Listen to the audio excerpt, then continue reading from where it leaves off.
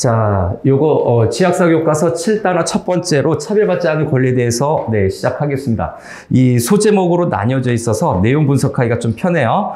첫 번째 1문단부터 7문단까지는 모든 국민은 법 앞에 평등한가? 라는 소제목으로 이야기를 하고 있고, 그 다음에 8문단부터 11번째 문단까지는 차별철폐를 위해 우선할 수 있는 일이라는 소제목으로 나눠서 이해하기 쉽게 써져 있습니다. 자, 시작해 볼까요? 논설문에 해당이 되는데, 비판적이고 논리적인 논설문입니다. 자, 불과 십수년 전만 해도 어떤 현상을 제시하고 있죠. 신입사원을 뽑는 기업체의 공고에 25세 미만 같은 조건이 붙어 있는 경우 밑줄칩니다. 신입사원부터 체크해 볼까요? 첫 번째 문단에서 신입사원을 뽑을 때 신입사원 광고죠. 신입사원을 뽑을 때 25세 미만이라는 부분이죠. 요 내용인데 이 부분은 어떤 내용입니까? 사회적 차별의 한 예시입니다. 그래서 연령에 따른 취업 자격을 제한하고 있는 거죠. 그래서 취업 자격에 대해서 나이를 제한하고 있어요. 연령을 제한하는 내용인데 이 부분이 뭐다? 바로 나이에 따른 사회적 차별의 예시가 되겠죠. 그래서 이게 사회적 차별의 예시에 해당이 됩니다. 사회적 차별의 사례 또는 예시에 해당이 된다. 그죠? 25세 미만 이 부분이죠. 자, 계속해서 이어질까요? 이 공고에 따르면 하는 부분입니다. 이 공고에 따르면 이제 막 26세가 된 사람은 아무리 탁월한 기량을 지니고 있더라도 지원조차 할 수 없는 셈이다. 그래서 막 26세가 된 사람인가요? 그래서 26세가 된 사람, 밑줄 들어가고요. 26세가 된 사람이라고 하는 것은 차별의 피해자겠죠. 그래서 여기서 26세가 막 된 사람은 차별의 피해자, 근소한 차이로 피해를 받는 차별의 피해자라고 정리해 줄 수가 있고, 다음 세 번째. 그거 계속해서 이어지는데요. 아무리 탁월한 기량을 지니고 있더라도 지원조차 할 수 없는 셈. 자, 탁월한 기량부터 체크해 볼까요? 탁월한 기량을 지니고 있어도 지원을 할 수 없다라고 얘기하는 거죠. 차별의 구체적인 내용이 나타나고 있는 겁니다. 여기선. 그래서 요거는 차별의 구체적인 내용에 해당이 되는 것. 최근 들어 이런 제한이 많이 사라지긴 했지만 대학을 졸업한 지 1년 이내인 자처럼 변형된 조건. 자, 변형된 조건 밑줄칩니다. 자, 대학을 졸업한 지 1년 이내. 그거죠. 대학 졸업 1년 이내 부분입니다. 그 다음에 변형된 조건이라고 되어 있는데 이게 또 다른 어떤 차별의 사례로 보는 거죠. 그래서 연령 제한의 변형이다. 변형된 조건. 말 그대로 이 변형이 키워드가 됩니다. 여기서. 그래서 차별의 어떤 변형이 나타난 거죠. 그래서 이 부분은 연령 제한의 변형이죠. 연령 제한의 변형에 해당이 된다라는 거죠. 졸업 1년 이내. 그죠? 이처럼 합리적인 이유가 없는 차별은 능력 있는 사람에게 취업의 기회를 근원적으로 박탈하고 있다. 자, 능력이 있는 사람에게, 능력 있는 많은 사람에게 취업의 기회를 근원적으로 박탈 밑줄 칠까요? 취업 자격 제한의 문제점이 되겠죠. 그 부분, 마지막 문장. 능력 있는 사람에게, 여기서부터 밑줄 들어가면 되겠죠. 능력 있는 사람에게 취업의 기회를 근원적으로 박탈하고 있다. 기회를 근원적으로 박탈하고 있다. 이거 박탈이네요. 박탈이죠. 이렇게 하면. 기회를 박탈한다. 이 부분이 세모가 되겠죠. 별표 치고요. 기회가 박탈이 되는 겁니다. 그래서, 앞에서 언급했었던, 연령을 제한하는 어떤, 취업 자격의 이 취업 자격은요. 네, 취업 자격의 네, 문제점을 지금 여기에서 제시하고 있습니다. 자, 그래서 첫 번째 문단 마무리하고요. 두 번째 문단으로 넘어가겠습니다. 이 문단. 자, 두 번째 문단에선 비단 나에 따른 차별만이 문제인 것은 아니다. 앞에 설명했었던 내용을 간단하게 줄여준 거죠. 나이에 따른 차별. 그래서 첫 번째, 나이에 따른 네, 차별이라고 하는 것은 앞문단 내용을 정리해주고 있네요. 네, 앞문단 핵심을 요약해주고 있습니다. 요약 정리해주고 있죠. 요약보다는 네, 정리라고 할까요? 네, 정리를 하면서 다음 내용을 또 전개하고 있네요. 성별이나 신체장애, 종교로 인한 차별이 있는가 하면 단지 B형 간염 바이러스 보균자라는 이유만으로 취업을 거부당한 사람도 있다. 해서 두 번째는 그냥 가로로 칩시다. 또 예시가 나오니까 네, 성별부터 시작해서 B형 간염 바이러스 보균자인가요? 네, B형 간염 보균자라는 이유만으로 네, 취업을 거부당한 사례도 있었다. 그래서 일상생활에서 나타나는 이 부분은 네, 일상생활에서 나타나는 그죠? 에서 나타나는 네, 사회적 차별의 예시가 되겠죠. 네, 그래서 사회적 차별에 해당이 된다. 사회적 차별의 예시가 계속해서 나오고 있네요. 아마 요거 글을 읽는 사람들에게 이해를 좀 쉽게 하라고 이렇게 예시를 들어주는 것 같습니다. 이처럼 각종 차별이 일상화되다 보면 우리도 모르게 이런 문제에 무감각해질 위험이 있다. 자, 무감각해질 위험 밑줄칩니다. 무감각해질 위험.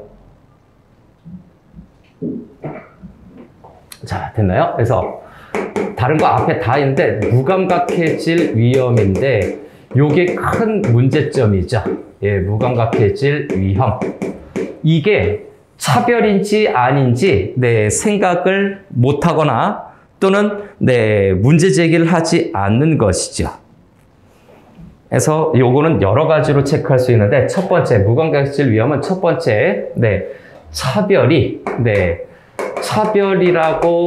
차별을 인식하지 못하는 거죠. 인식하지 못하는 것이 바로 위험의 첫 번째 내용이 될 수가 있고, 두 번째, 자, 차별을 인식했다고 칩시다. 네, 차별을 인식했다고 치더라도 적극적으로 대응하지 못하는 것이죠. 차별을 인식하고 있지만 적극적인 대응을 못하는 문제점이라고 정리해 줄 수도 있어요. 차별에 대해서 적극적으로 대응하지 못합니다. 이 부분은 달리 얘기하면 이 차별에 대해서 문제 제기를 못한다는 거죠. 네, 차별에 대해서 문제 제기를 네, 하지 못한다. 알며 하지 않는다. 이렇게 되는 거. 이거 문제 있습니다. 라고 얘기를 안 한다는 얘기죠. 무감각해질 위험. 다음 세 번째 문단으로 갈까요? 네, 세 번째 문단으로 아주 자세하게 문단별 핵심을 체크하고 있습니다. 세 번째 문단. 자, 첫 번째 문단에서 연령에 따른 취업 자격 제한이라고 하는 네, 사회적 차별을 얘기하고 있고요. 두 번째 문단에서는 다양한 차별이 일상화된 현실과 이로 인한 위험성을 얘기하고 있는 거죠. 자, 그래서 다시 지금껏 한 거 찬찬히 또 정리하면 네, 연령에 따른 취업 제한이죠. 연령에 따른 취업 제한에 대해서 이것은 네, 사회적 차별이다라고 하는 거죠. 그래서 네, 사회적 차별에 해당되는 예시를 제시하고 있고, 두 번째 문단에서는 네, 차별이 일상화되면요. 네, 차별이 일상화되면 어떻게 됩니까? 무감각해진다라는 위험성이죠. 일상화되면 네, 무감각해지는 위험성을 이야기하고 있다. 네, 키워드로 정리했어요. 소주제를. 다음 세 번째 문단으로 넘어가겠습니다. 제도의 차원에서 하는 부분이죠. 네, 제도의 차원에서 하는 부분인데, 이 문단의 내용은, 네, 헌법상에는 차별받지 않을 권리가 있습니다. 그래서 헌법에서 보장하는 내용이 차별을 금지하고 있거든요. 네, 차별을 받지 않아야 된다. 않을 권리를 얘기하고 있는데, 차별받지 않을 그 권리에 대해서 언급을 하고 있는데도 불구하고, 그러나 어떻다? 네, 차별이 존재하는 현실이죠. 그래서 네, 차별이 존재하는 현실에 대한 이야기를 풀어가고 있습니다. 자, 시작해 볼게요. 제도의 차원에서 이런 차별의 예방이나 교정, 네, 가르쳐서 바르게 하다는 뜻이죠. 실효적, 실제 효과가 있는 기능을 담당하는 것은 법이라고 할 것이다. 그래서 제도적 차원 밑줄 치고요. 네, 제도적 차원이라고 하는 것은 결국 어떤 차원에서 얘기를 하는 것이다? 법 차원으로 얘기하는 거죠. 그래서 법에다가 네, 네모칸 쳐서 연결하면 되겠습니다. 제도적 차원이라고 하는 것은 법 차원이다. 아직 충분하지는 않지만 우리도 그런 법조항을 갖고 있다. 우리도 그런 법조항을 갖고 있대요. 어떤 전체적인 어떤 차별 금지를 하고 있지는 못하지만 원론적 수준의 약간 차별 금지를 하고 있죠. 그래서 충분하지는 않지만 하는 부분이죠. 충분하지는 않은 부분의 내용은 네, 원론적 수준이요. 이 법에 다루는 내용이 예, 원론적, 원칙적 수준의 내용이다라는 것을 암시하고 있는 거예요. 아주 구체적으로 전체적인 차별을 네, 법조항에서 제한하는 것이 아니고 그냥 두루뭉실하게 인간으로서 존엄성을 가지고 차별을 받지 아니할 권리를 갖는다. 그 정도의 내용이죠. 우리도 그 법조항을 갖고 있는데 우리 헌법 제11조 1항입니다. 그래서 세 번째 헌법이죠. 네, 헌법 제11조 1항, 제1항, 네, 밑줄 들어가시죠. 헌법 제11조 1항 밑줄 치고, 요거는 구체적인 법조항이죠. 그래서, 글쓴이가, 네, 구체적인 법조항을 제시하고 있어요. 구체적 법조항을 제시해서 자신이 말하려고 하는 것에 대한 근거를 제시하고 있는 겁니다. 그래서, 네, 주장의 정확성과 신뢰성을 높이고 있죠. 네, 주장의 신뢰성과 네, 정확성 또는 객관성을 확보하고 있다라고 평가해 줄 수 있어요. 이 글을 쓴 사람에게 그런 평가를 해줄 수가 있다. 자, 그래서 세 번째 문단 그렇게 되는데 구체적인 내용은 뭡니까? 정치적, 경제적, 사회적, 문화적 생활의 모든 영역에 있어서 차별을 받지 아니한다고 명시되어 있다. 여기서 말하는 성별, 종교 또는 사회적 신분은 수많은 차별 사례 중 몇 가지만 예로 든 것이다. 그래서 수많은 차별 사례 중 몇 가지만 예로 든 것, 그거 밑줄 들어가야 되겠죠. 수많은 차별 사례 중에서 몇 가지를 예로 든 것이라고 돼 있죠. 다시 한번 몇 가지를 예로 든 것이다 라고 얘기하고 있어요. 자, 이 말인즉슨 뭐냐면 차별의 사유가 될 수 없는 것이 네, 몇 가지밖에 없다. 나머지는 다 차별이고 요 말인즉슨 차별의 이유죠. 차별의 사유 또는 이유가 되는 건데 차별의 사유가 네, 정확해야 돼요. 될 수 없는 것이, 차별이 아닌 것이, 차별의 사유가 아닌 것이 어떻다고요? 몇 가지 뿐이다 라는 얘기죠. 그래서 아닌 것이 몇 가지 뿐, 요 정도만 체크해 볼까요? 몇 가지밖에 없어요. 차별이 아닌 것이 몇 가지밖에 없고 나머지는 다 차별이야. 즉 100개 중에서 차별이 아닌 것은 한 5개, 나머지 95개는 다 차별이라는 얘기죠. 예, 이런 의미로 이해하면 되겠습니다. 수많은 차별 부분. 자, 됐나요? 네.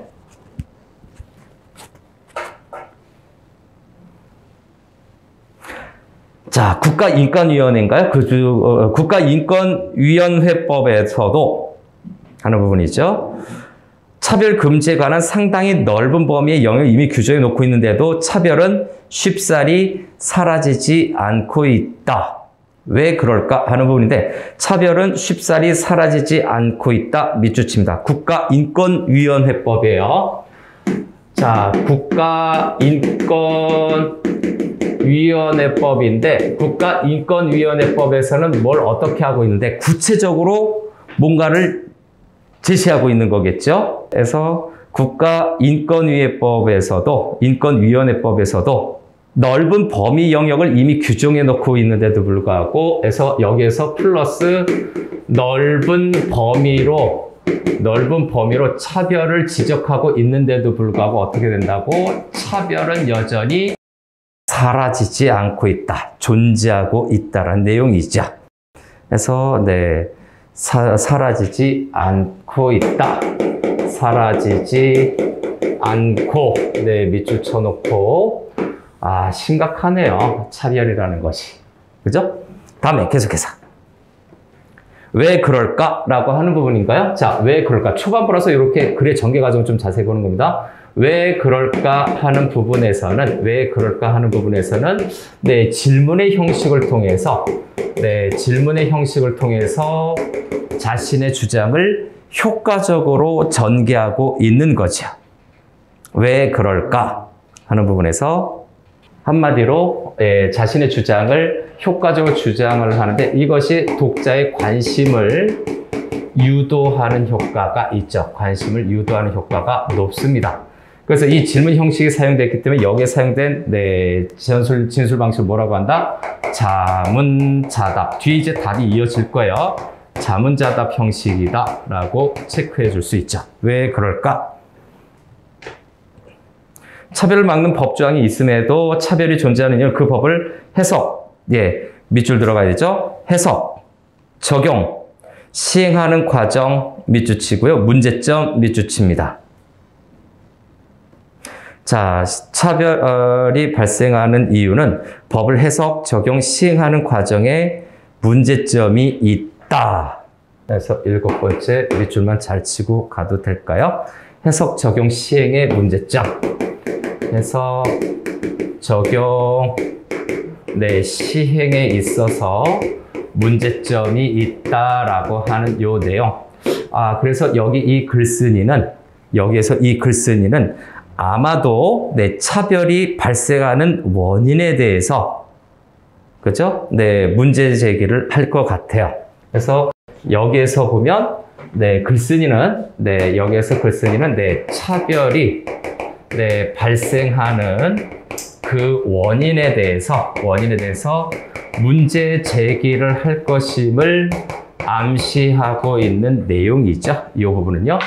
자, 세 번째 문단도 마무리했습니다. 다음 네 번째 문단으로 가시죠. 그래서 첫 번째 문제점은, 두 번째 문제점은 이렇게 얘기하고 있죠. 4문단으로 넘어갑니다. 그래서 네 번째 문단은 첫 번째 문제점을 얘기하고 있어요. 자, 그래서 여기에서 차별이 사라지지 않는 이유죠. 차별이 사라지지 않는 이유. 차별이 사라지지 않는 이유 첫 번째, 바로 뭐라고? 어떤 걸로 정리될 수 있을까요? 여기에서 차별 주체가 문제죠. 차별 주체의 문제를 언급하고 있다라는 거죠. 자, 내용 한번 보겠습니다. 첫 번째를 풀어내면 둘째, 셋째가 쉽게 풀릴 거예요. 자, 첫 번째 문제점은 성별, 종교, 장애, 나이, 사회적 신분, 출신 지역, 출신, 국가, 민족, 어쩌저쩌에서 가족 형태 또는 병력 등을 이유로 상당 부분이 사적 생활 영역에서 일어난다는 점과 관련이 있다. 성별, 종교부터라고 하는 거죠. 그래서 첫 번째는 성별, 종교 다 적을 수는 없고요. 성별, 종교, 그 다음에 장애, 나이 해서 장애라든가 나이라든가 이 부분도 가로 쭉 쳐서 페이지가 좀 바뀌죠. 페이지가 바뀌어서 무려 3줄 더 지나서 병력 등을 이유로 병력, 네, 병에 어떤 병을 앓았었는가 하는 이 부분이죠. 와, 이렇게 길어요? 이렇게 많아요? 그래서 이 부분까지 네, 사회적 차별의 이유를 열거하고 있죠. 그래서 이 부분은 사회적 차별의 이유를 사회적 차별에 발생하는 그 이유겠죠. 이유를 열거하고 있어요. 쭉 옆으로 늘여놓은 거죠. 열거법 사용하고 있고 논지전개 방식이 있고 서술상의 특징입니다. 열거입니다. 열거. 다음 계속해서 예, 상당 부분 사적, 그죠? 사적 생활 영역에서 일어난다. 네, 사적, 네, 개인적인 거예요. 사적은 개인적인 겁니다. 사적, 네, 생활 영역에서, 네, 영역에서 발생을 한다라고 하는 것이 첫 번째 문제점입니다. 한마디로, 네, 차별 주체의 문제다라고 얘기를 했는데, 다시 한번, 네, 첫 번째 이유는 차별의 주체, 그죠? 네, 바로 사적 영역에서 발생한다라는 겁니다. 사적 영역. 그리고 앞에서 얘기했었던 이 사적 생활 영역이 바로 앞에서 언급했었던 법을 해석하고, 그죠? 네, 법을 해석하고 적용하는데, 그죠? 문제점이 된다라고 하는 거죠. 여기 있는. 그래서 요거 부분은 네, 법을 해석하고 적용하고 시행하는 데 있어서 네, 시행의 문제점의 첫 번째가 되죠. 첫 번째는 사적 영역에서 발생이 된다. 바로 차별의 주체가 개인이다라는 내용이죠. 네, 차별의 주체가 개인 간에 발생이 된다라고 하는 겁니다. 차별의 주체 문제라고 되어 있는데 차별의 주체가 보다 네, 문제점 첫 번째 차별의 네, 주체가 바로 개인 간의 네, 개인이다라는 점이 첫 번째 문제점으로 제시했어요. 네 번째 문단 마무리합니다. 다음 다섯 번째 문단 갑니다. 자, 5문단일까요? 자, 다섯 번째 문단에서는 계속해서 설명을 이어가겠죠? 네, 다섯 번째 문단에서는 네, 설명을 이어갈 텐데 바로 앞에서 얘기했었던 네, 사적 생활관계 주체들이 왜 차별이 많이 발생하는가 하니까 사적 주체들의 생활관계에서 네, 사적 생활관계 주체들의 사이에서 차별이 왜 많이 개인 간에서 왜 많이 발생하는가? 사적 주체 간에 차별이 많이 발생하는 이유죠. 많이 발생하는 이유에 대해서 설명하고 있어요. 네 번째 문단을 이어서 설명하고 있는 거죠. 우리 사회의 민주화가 목적대로 진행이 되어감에 따라 국가 권력에 의한 차별보다는 고용주와 서비스 공급자에서 고용주 서비스 공급자인가요? 그래서 밑줄 들어갑시다. 고용주 서비스 공급자. 뭐 일하는 사람들이겠죠? 네, 밑줄 치고 이것이 사적 주체에 해당되는 대상들이다, 존재들이다. 그래서 네, 사적 주체에 네, 해당한다. 저 둘이 사적 주체에 해당되는 존재들이 고용주와 서비스 공급자. 사적 생활관계 주체에 의한 차별. 네, 밑줄 들어갈까요? 사적 주체에 해당이 돼서 네, 요 부분에서 네, 사적 주체, 네, 생활관계 주체들이죠. 네, 사적 밑줄 들어가시면 돼요. 사적 생활관계 네, 주체들 사이에서 네, 주체에 의한 네, 차별이다라고 하는 것을 잘 밑줄만 쳐두면 되겠습니다. 그러면 이렇게 발생하는 이유를 한번 좀 봐야 되겠죠? 그런데 공적 영역에서 일어나는 차별은 헌법상의 차별금지 조항이 직접 적용되는 데 반해 사적 생활 영역에서의 발생한 차별은 모호하다. 해서 거기에서 있죠. 아, 이렇게 발생하는 것이 공적 영역, 그러니까 공적 영역에서는 직접 적용이 돼요. 그래서 공적 영역에서는 헌법 조항이 직접 적용이 되는데,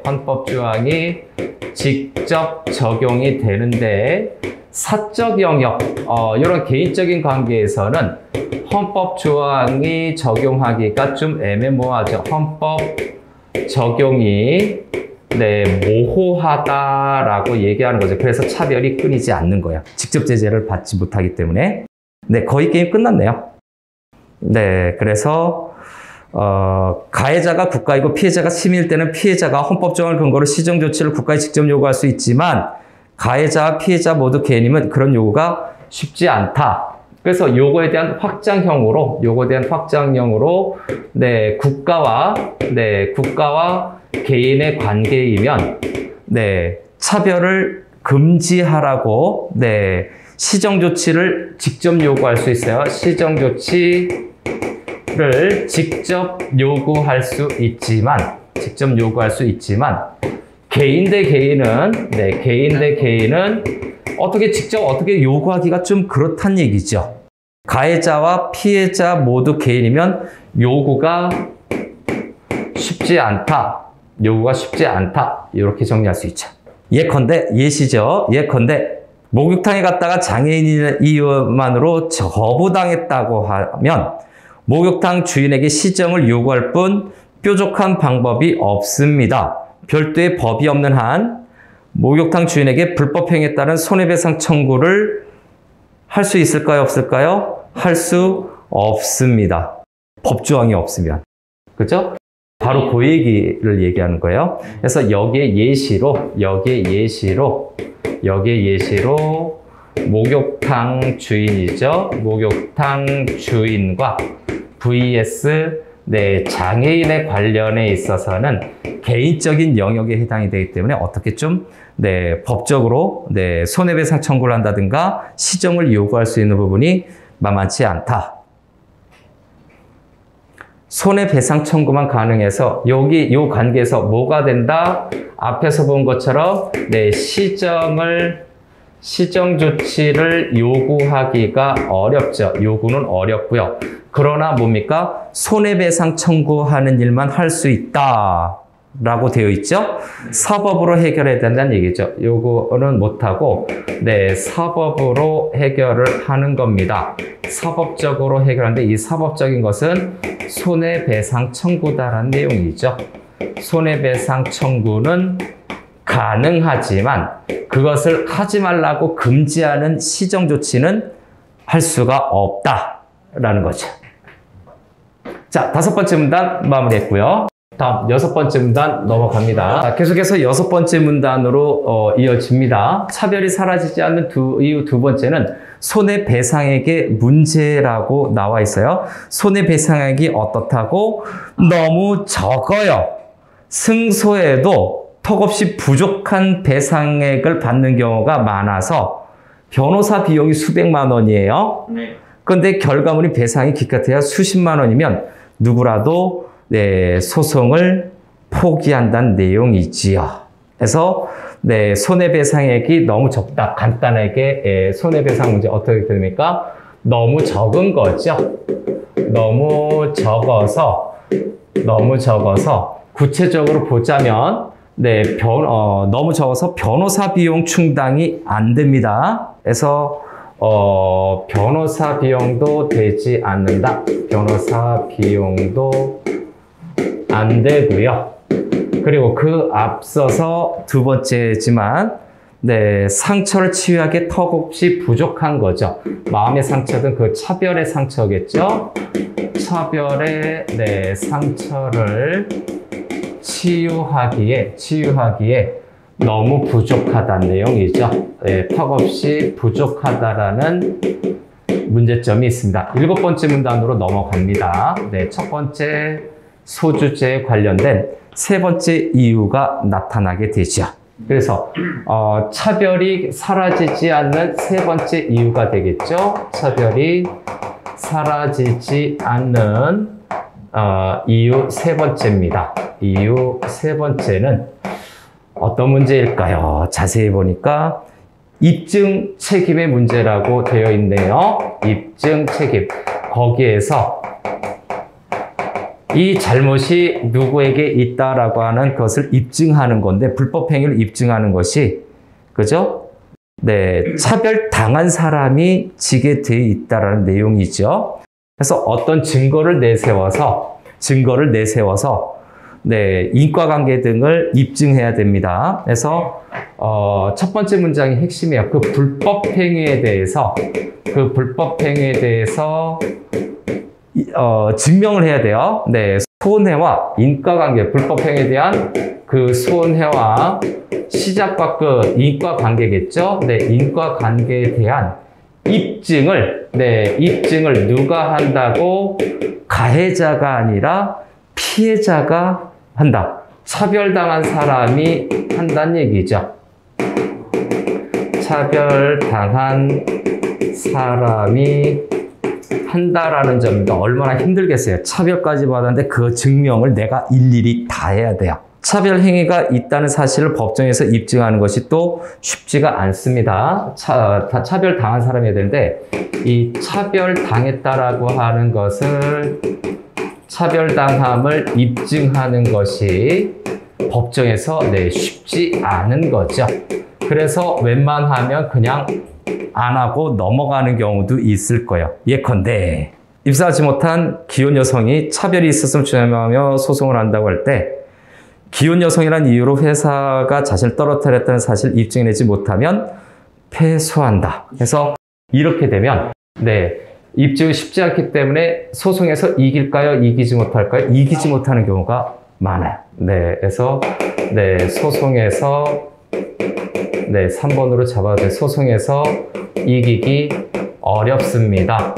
입증이 쉽지가 않기 때문에 가장 결정적인 것은, 그거를 증명할 수 있으면요, 뭐 이기기 쉬울 테지만 입증이 쉽지 않기 때문에 이기기가 어려워요. 재판 과정에서. 그래서 첫 번째 소주제에 해당되는, 내용을 정리를 했습니다. 첫 번째 소주제의 내용은 모든 국민은 법 앞에서 평등한가? 그렇지 않은 듯한 느낌이 드네요. 자, 다음 두 번째 소제목에 있는 나머지 단락을 또 정리하러 갑니다. 나머지 내용을 또 정리합시다. 두 번째 소주제는 차별철폐를 위해 우선 할 수 있는 일로 되어 있죠. 그래서 차별철폐를 위해 우선 할 수 있는 일이죠. 우선 할 수 있는 일. 차별철폐를 위해서 우선 할 수 있는 일. 8문단부터 시작해 보겠습니다. 8문단. 자, 8번째 문단은 어떤 내용인지 체크해 봅시다. 우리나라의 경우 사회 전체가 다양화의 길을 걷기 시작한 90년대 이후에 차별의 문제가 본격적으로 논의되었다. 그래서 다양화를 논의하는 거죠. 다양화 길을 걷기 차별의 문제가 논의되었다. 차별에 대한 논의가 90년대에 이루어졌다라고 하는 것은, 90년대에 시작됐다라고 하는 것은 그 차별에 대한 그 논의 자체가 기간이 매우 짧다라고 볼 수가 있죠. 아직 여기에 따른 충분한 사회적인 경험이라든가 그 다음에 심사숙고가 부족하다는 내용이죠.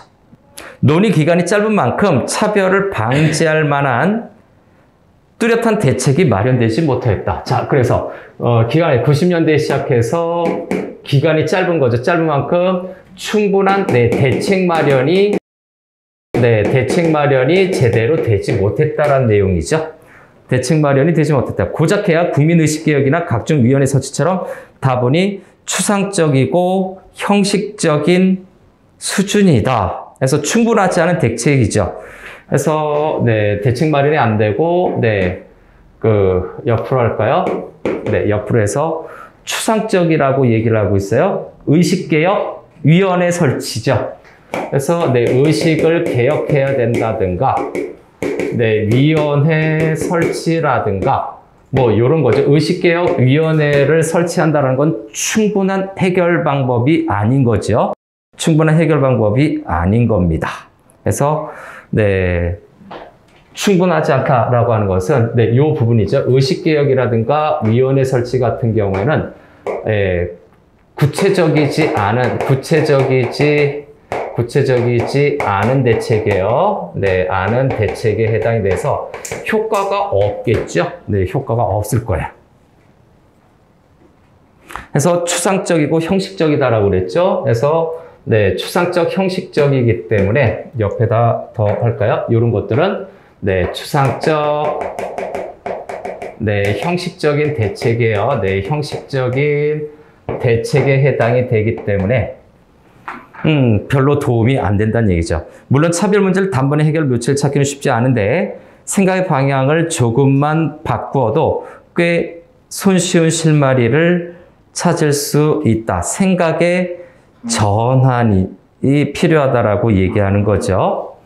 그래서 네, 여기에서는 네, 차별 방지 대책이 충분하지 않다라고 얘기하고 있어요. 차별 방지 대책이 불충분하다라고 얘기했는데 일단 첫 번째는 기간이 짧아요. 그 다음에 너무 추상적이고 형식적이에요. 그래서 여기에서 두 번째로 다시 설정하면 생각을 좀 바꾸면 됩니다. 그죠? 네, 생각의 방향을 바꾸면, 손쉬운 실마리가 있다라고 얘기하는데 과연 이거에 대해서 언급하는지 9번째 문단에서 확인해 봅시다. 9번째 문단에서 어떤 생각의 방향을 제시하는지. 나는 차별금지 소송의 증거가 우리 의식개혁의 중요한 출발점이 될 수 있다고 생각한다. 핵심 주장이죠. 차별금지 소송의 증거에 관련돼서 얘기하고 있어요. 첫 번째, 네, 차별금지 소송의 증거. 그죠? 네. 차별금지 소송의 증거가 의식개혁의 출발점이래요. 오, 그래요? 뭔지 좀 알아보고 싶은데, 의식개혁의, 출발점이다라는 점. 출발점으로 얘기하고 있는데, 자, 그러면 이 소송의 증거에 관련돼서 뭐라고 얘기하는지 다음 살펴보겠습니다. 차별행위가 있을 때마다 피해자들이 소송을 하고 단돈 10만 원이라 할지라도 손해배상금을 받아내는 일이 이어진다면 서서히 의미 있는 변화가 일어날 것이다. 자, 단돈 10만 원부터 좀 밑줄 들어갈까요? 그 말인즉슨 뭐냐? 단돈 10만 원, 적은 금액이죠. 10만 원이라고 할지라도 배상금을 받아내는 일이 이어진다면 단돈 10만 의미 있는 변화가 가능하다라고 보는 거죠. 이 말인즉슨 적은 금액이라도 받아내자라고 하는 겁니다. 경제적 손실을 감수하고서라도 손해배상 청구하는 일이 있다면 얘기해요. 그래서 이 부분의 내용은 경제적인 손해를 감수하면서 어떻게 한다고? 손해배상 청구를 한다는 내용이지요. 그래서 손해배상 청구를 계속하는 겁니다. 손해배상 청구를 계속하는 거지. 그렇게 한다면 손해가 되는구나, 내가 잘못하는 거구나 라는 걸 인식시킬 수 있다는 내용이에요. 그런데 소송을 하려면 큰 돈이 들고 밑줄 세모칩니다. 귀찮은 일 밑줄, 그죠? 그래서 소송을 하지 않는 이유가 나타나고 있죠. 손해배상 청구를 하지 않는 이유가 큰 돈이 들고, 세모치고, 요게 첫 번째요. 소송을 안 하는 이유죠. 안 하는 이유 첫 번째가, 큰 돈이 들어요. 다음, 또 하나는, 귀찮은 일이라고 되어 있죠. 귀찮은 일도 많아서. 그래서 그 절차가 굉장히 번거롭잖아요. 그리고 일일이 또 나가야 되잖아요. 소송을 안 하는 이유 두 번째가 됩니다. 큰 돈이 들고 귀찮은 일이 많아서 안 하는 겁니다. 현재 우리 법제도의 차별철폐 관련 소송이 활성화되기는 몹시 어렵다. 지금까지 그나마 몇 건의 차별철폐 관련 소송들이 주목을 받을 수 있었던 것은 공익문제에 관심 있는 소수의 변호사가 신념을 가지고 적극적으로 변해 주었기 때문이다. 그죠? 공익 문제에 관련된 거죠. 자, 저쪽으로 좀 넘어갈까요? 그래서 저기 계속해서 네, 9번째 문단을 이어서 합니다. 네, 구문단 계속이라고 체크해 놓을게요. 구문단 계속 이어져서 자, 4번으로 이어지나요? 신념을 가진 소수의 변호사들이죠. 네, 차별 관련 소송이 주목을 받았던 것은 네, 차별 관련 소송이 네, 주목을 받았던 이유가 소수의 변호사들이 네, 소수의 변호사의 신념이었어요. 소수의 변호사들이 신념을 갖고 적은 비용에도 소송을 했다는 얘기예요. 적은 비용에도 소송을 했다는 얘기죠. 신념을 갖고 적극 변호했다. 이런 변호사들을 좀 존경받아야 되죠. 인권 변호사들이 또 대표적이겠죠. 그러나 아무래도 영리를 추구할 수밖에 없는 변호사들에게 계속 선임안을 기대할 수는 없다. 나는 바로 이 부분이야말로 국가가 개입해야 할 지점이라고 본다. 그래서 5번째, 국가가 개입해야 될 지점이 뭐라고? 변호사 비용을 국가에서 부담해주면 되지 않느냐라는 의견이죠. 차별받는 차별받는 이웃과 그들 위해 일하고 싶은 변호사들 사이를 가로막는 벽은 다름 아닌 돈이며 그 벽을 무너뜨리는 일.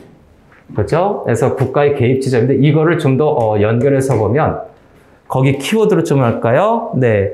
차별받는 이웃과 네, 돈 문제죠. 차별받는 이웃과 변호사 사이의 벽은 뭘까요? 변호사 사이의 벽은 곧 돈이다라고 얘기를 했고, 돈이에요, 돈. 네, 소송 비용이겠죠? 돈 네모칸 치고, 네, 소송 비용입니다. 이 돈이고, 이 부분에 대해서 벽을, 무너뜨리는 이 벽이 돈이에요. 벽이 돈이에요. 그래서 이 돈을 국가가 개입하는 거죠. 어떻게 하라고? 국가의 몫이라고 생각한다. 그죠? 네. 그래서 이 부분만으로 국가가 개입해야 될 지점인데 그 개입해야 될 지점이 바로 벽을 무너뜨리는 거죠. 예, 벽을 무너뜨린다. 이것이 돈은 변호사 비용일 거예요. 직접적으로 안 써져 있지만 네, 이 벽, 변호사 비용이죠. 변호사 비용을 국가가 부담하는 겁니다. 그렇죠? 요것이 국가의 몫이다. 변호사 비용이. 자, 한 번 더 할까요? 요것이 국가의 몫이다라고 얘기를 하고 있죠. 국가가 좀 개입하는 거예요. 다음 10번째 문단으로 넘어갈까요? 자, 10번째 문단 넘어갑시다. 자, 10번째 문단에서 우리나라에서는 차별 문제에 적극적으로 개입하는 의지를 국가인권위원회가 이미 존재한다. 국가인권위원회가 네, 존재한다라는 얘기죠. 9번째 문단은 네, 소주제. 네, 다시 한번 네, 국가인권위원회 가기 전에 네, 차별 금지 소송을 위해서 소주제 정리하는 차별 금지 소송을 위해서 국가가 개입을 해야 된다는 얘기죠. 네, 소송을 활성화하기 위해서 네, 국가가 개입해야 된다. 돈 문제를 해결해 주면 된다. 그러면 될 거다. 다음 10번째 문단은 국가인권위원회가 나오죠. 국가인권위원회가 이미 있는데 이들에 대해서 예산을 늘려주고 권한을 확대하자라는 얘기를 하고 있어요. 그러면 차별에 대한 것이 많이 시정될 수 있을 거다라고 보는 거죠. 그래서 네, 바로 본문에서 보면 네, 국가인권위원회 앞부분에서도 한 번은 언급이 됐었죠. 국가인권위원회 네모칸 치고 존재하는데 하지만 그의 권한은 차별 행위를 조사하고 권고하는 정도로 제한되어 있다. 그래서 국가인권위원회에 대해서 첫 번째 권한이 어쩌고저쩌고 되는데 내 권한 세무치고 제한되어 있다. 제한되어 있다. 아무래도 그러면 뭐 제대로 수사하거나 또는 심지어 법적 제한을 가할 수 있는 그런 권한이 없다는 얘기죠. 이게 한계점입니다.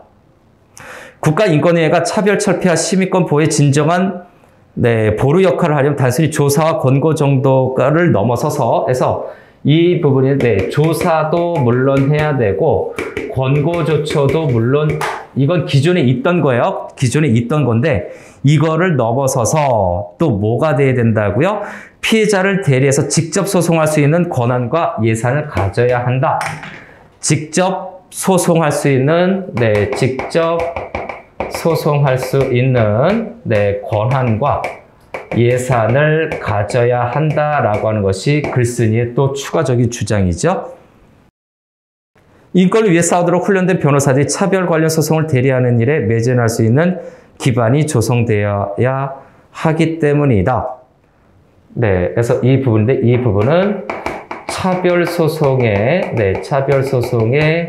매진할 수 있는 푹 빠질 수 있는 기반이 된다라는 거죠. 이 부분이 글쓴이가 강조하는 내용입니다. 10번째 문단은요. 다음 마지막 11번째 문단으로 넘어가죠.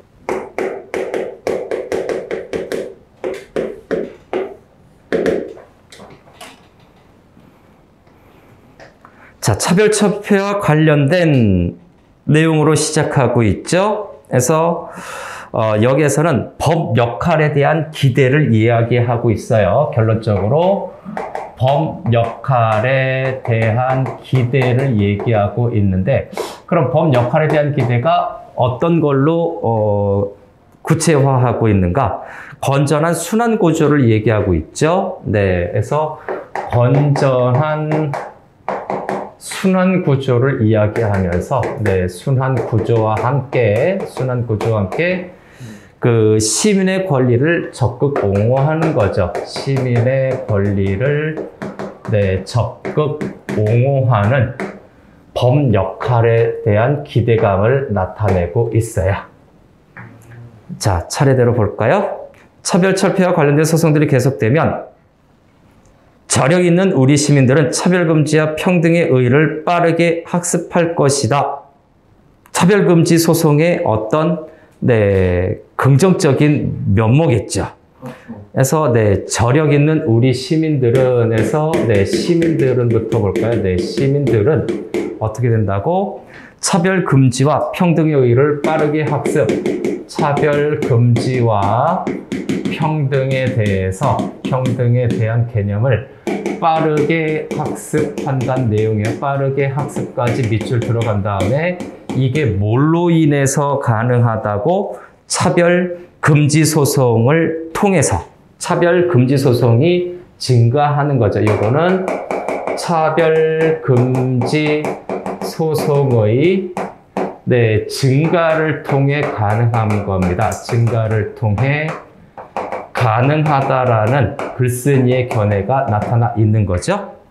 또한 차별철폐 소송을 하는 전문 변호사들이 앞서 언급한 바와 같이 기존 법체계의 한계에 자꾸 부딪히면 이를 해결할 새로운 법률의 제정을 준비하게 될 것이고 그 새로운 법을 만드는 과정에서 시민들의 의식은 더욱 향상될 것이다. 자, 요거 두 번째는 소송을 진행을 하다 보면 법의 한계를 분명히 발견하게 될 거예요. 법의 한계를 발견하게 되고 그 법의 한계를 발견하게 되면 계속해서 뭡니까? 새로운 법률 제정이죠. 새로운 법률을 제정하자라고 얘기할 겁니다. 제정을 준비한다. 법률 제정 준비. 이렇게 할까요? 제정을 준비하게 되면 어떻게 된다고? 시민들의 의식이 더욱 향상된다는 얘기죠. 준비하게 되면 시민의식이 더욱더 향상된다라고 이야기하고 있어요. 자, 이것이 바로 건전한 순환 구조입니다. 그래서 이것이 바로 요 부분이 건전한 순환 구조에 해당이 된다. 그래서 요 부분이 바로 건전한 순환 구조를 의미하는 거죠. 건전한 순환 구조. 네, 잘 알아둡시다.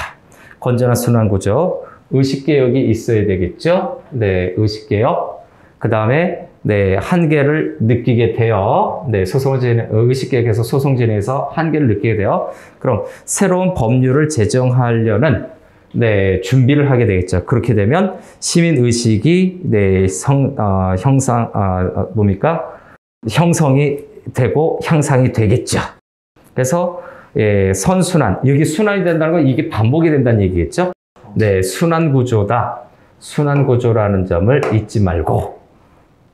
국가 권력을 견제하는 소극적인 역할을 넘어 시민의 권리를 적극적으로 옹호하는 새로운 역할은 법의 새로운 역할이죠. 이러한 노력에서 태동할 것이다. 헌법의 풍경이었습니다.